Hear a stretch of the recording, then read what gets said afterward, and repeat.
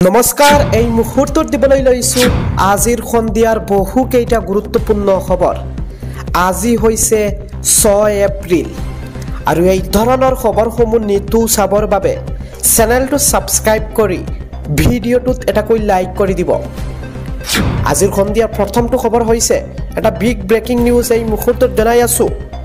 অহা 24 আৰু 25 এপ্ৰিলত দুদিনীয়া ভ্ৰমণসূচীৰে অসমলৈ আহি আছে দেশৰ ৰাষ্ট্ৰপতি দ্ৰৌপদী মুৰ্মু।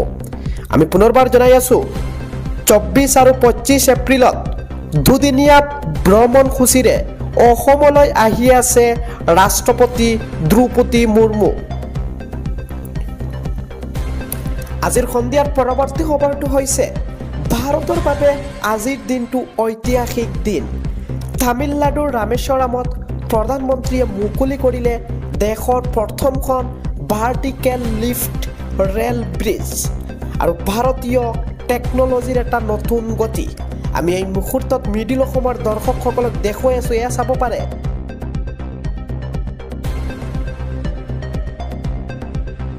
আজিৰ সন্ধিয়াৰ পৰৱৰ্তী খবৰটো হৈছে ৰাজ্যত বতৰে লৈছে কাল ৰূপ। 70 কিলোমিটাৰ বেগত আহিব পাৰে ধুমুহা। প্ৰচণ্ড বৰষুণৰ ফলত হাহাকাৰ অৱস্থা।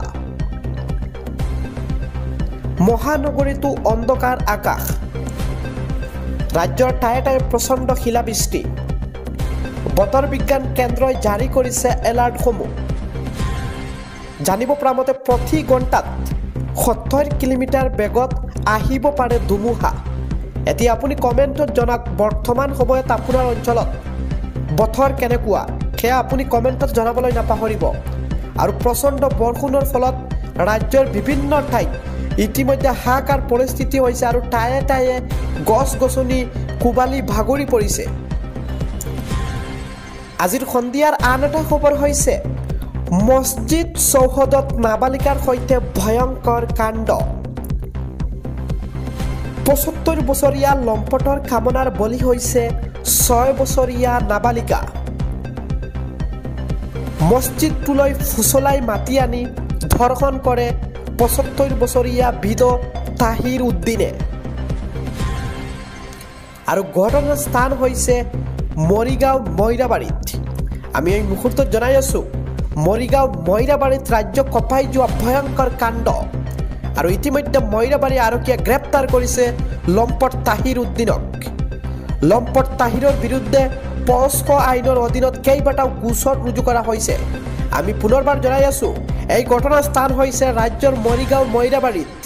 ৰাজ্যৰ মৰিগাঁও মইৰাবাৰীত প্ৰায় 75 বছৰীয়া তাহিৰ উদ্দিন নামৰ লম্পট যুৱকজনে 6 বছৰীয়া নাবালিকাক দৰ্শন কৰিছে। আৰু ইতিমধ্যে আৰক্ষীৰ হাতত বা আৰক্ষীয়ে বৰ্তমানে ঘটনাস্থলীত উপস্থিত হৈ লম্পট তাহিৰ উদ্দিনক গ্ৰেপ্তাৰ কৰিছে। আজিৰ সন্ধিয়াৰ পৰৱৰ্তী খবৰটো হৈছে কণ্ঠশিল্পী জুবিন গাৰ্গক অহা 25 এপ্ৰিলত প্ৰদান কৰা হ'ব বেলতলা বহাগী উৎসৱৰ সৰ্বোচ্চ সন্মান ডক্টৰ ভূপেন হাজৰিকা বঁটা।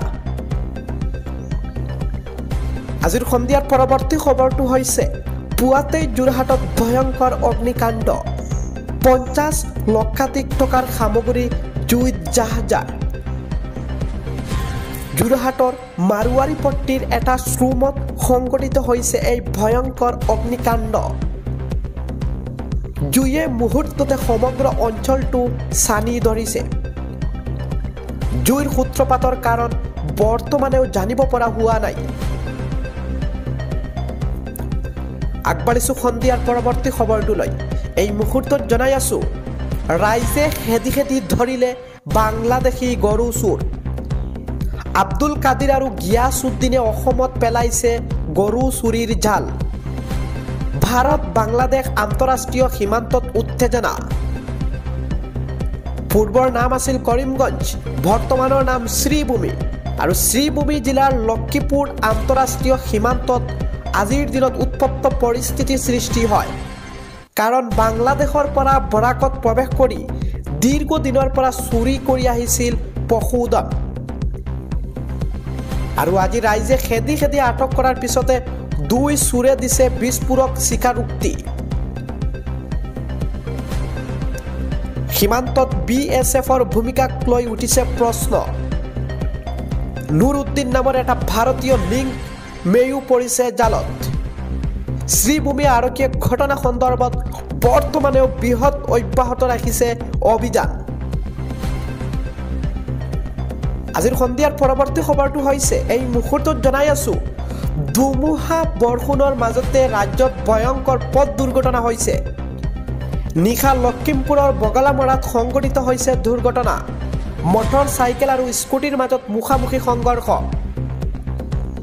আৰু দুৰ্ঘটনাত প্ৰায় 5 জন গুৰুত্বভাৱে আহত হৈছে সংকটজনক অৱস্থাত 5 জনক চিকিৎসালয়লৈ প্ৰেৰণ কৰা হৈছে লগে লগে সন্ধিয়াৰ পৰৱৰ্তী খবৰটো হৈছে হুজাই ৰবীন্দ্ৰনাথ ঠাকুৰ বিশ্ববিদ্যালয়ত উৎপত্ত পৰিস্থিতি আমি পুনৰবাৰ জনাই আছো হুজাই জিলাৰ হুজাই ৰবীন্দ্ৰনাথ ঠাকুৰ বিশ্ববিদ্যালয়ত উৎপত্ত পৰিস্থিতিৰ সৃষ্টি হৈছে বিশ্ববিদ্যালয়ত খেল চলি থকা সময়ত ভয়ংকৰ মাৰপিট মেহদি হাসান নামৰ এজন যুৱকে মাৰপিট কৰাৰ অভিযোগ মাৰপিটত গুৰুত্বভাৱে আহত হৈছে বিশ্ববিদ্যালয়ৰ ছাত্ৰ একতা সভাৰ সভাপতি ৰাজা চৌহান আৰু ইতিমধ্যে হুজাই আৰক্ষীয়ে আটক কৰিছে মেহদি হাসান নামৰ যুৱকজনক ঘটনাৰ উচিত তদন্ত বিচাৰি বিশ্ববিদ্যালয়ৰ ছাত্ৰসকলৰ বৃহৎ প্ৰতিবাদ পৰৱৰ্তী খবৰটো হৈছে ওয়াকফ সংশোধনী বিধেয়কৰ বিৰুদ্ধে প্ৰতিবাদ কৰি বিপদত হৈছে 24 জন মুছলমান 24 গৰাকী ব্যক্তিয়ে ভৰিব লাগিব 2 লাখ টকাকৈ জৰিমনা 24 গৰাকী মুছলমানে সাব্যস্ত কৰিছিল বৃহৎ প্ৰতিবাদ হাতত কলা কাপোৰ বান্ধি প্ৰতিবাদ কৰিছিল 28 কেইজনে জুৱা জুম্মাৰ নমাজৰ পিছতে সাব্যস্ত কৰিছিল এই বৃহৎ প্ৰতিবাদ আৰু প্ৰতিবাদকাৰীসকলৰ বিৰুদ্ধে ৰুজু কৰা হৈছে গোচৰ পৰৱৰ্তী সময়ত আদালতে 28 কেইজনেহে বিহিব পাৰে 2 লাখ টকা জৰিমনা অহা 6 এপ্ৰিল অৰ্থাৎ আজিৰ দিনত হাজিৰ হৈ থাকিব লাগিব জৰিমনাত আৰু এই ঘটনা স্থান হৈছে উত্তৰ প্ৰদেশৰ মুজফ্ফৰপুৰ নগৰত আমি জনাই আছো এই ঘটনা স্থান হৈছে উত্তৰ প্ৰদেশৰ মুজফ্ফৰপুৰ নগৰত সংঘটিত হৈছে এই ঘটনা